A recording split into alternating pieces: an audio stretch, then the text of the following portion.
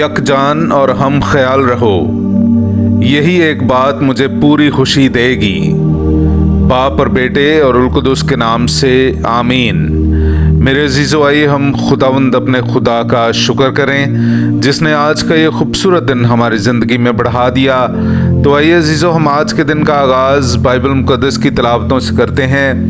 آج کی پہلی تلاوت مقدس پولس رسول کا فلپیوں کی کلیسیا کے نام خط، اس کا 2 باب، پہلی آیت سے لے کر 4 آیت تک۔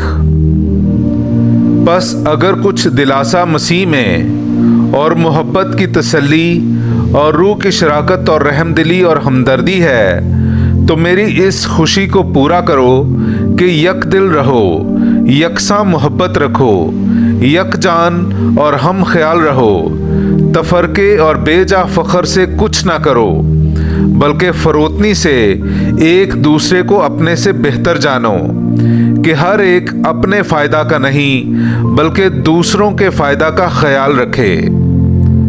پاک کلام کا پڑھا اور سنا جانا ہم سب کے لیے باعث برکت ہو۔ خدا کا شکر ہو۔ اے خداوند، میرے دل کو اپنی سلامتی میں رکھ۔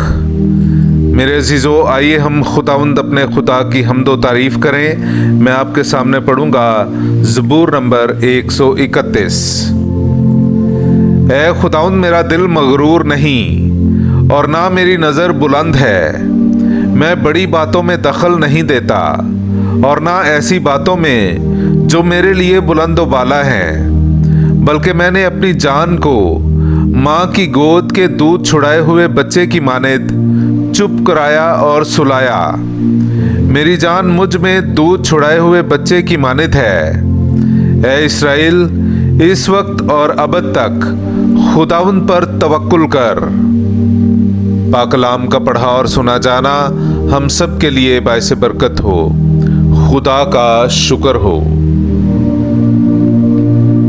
خدا کا کلام زندہ اور مؤثر ہے اور قلب کے خیالوں اور ارادوں کو بھی جانچتا ہے۔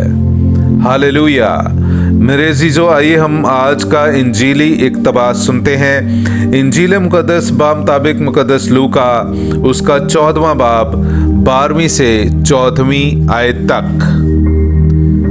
پھر اس نے اس سے بھی جس نے اس کی دعوت کی تھی کہا کہ جب تو چاشت یا عشائیہ کی تیاری کرے تو اپنے دوستوں یا بھائیوں یا رشتہ داروں یا دولت مند پڑوسیوں کو نہ بلا، ایسا نہ ہو کہ وہ بھی تجھے بلائیں اور تیرا بدلہ ہو جائے، بلکہ جب تو ضیافت کرے تو غریبوں، لنجوں، لنگڑوں اور اندھوں کو بلا، اور تو مبارک ہوگا، کیونکہ ان کے پاس کچھ نہیں کہ تجھے بدلہ دیں، مگر تجھے راست بازوں کی قیامت میں بدلہ دیا جائے گا۔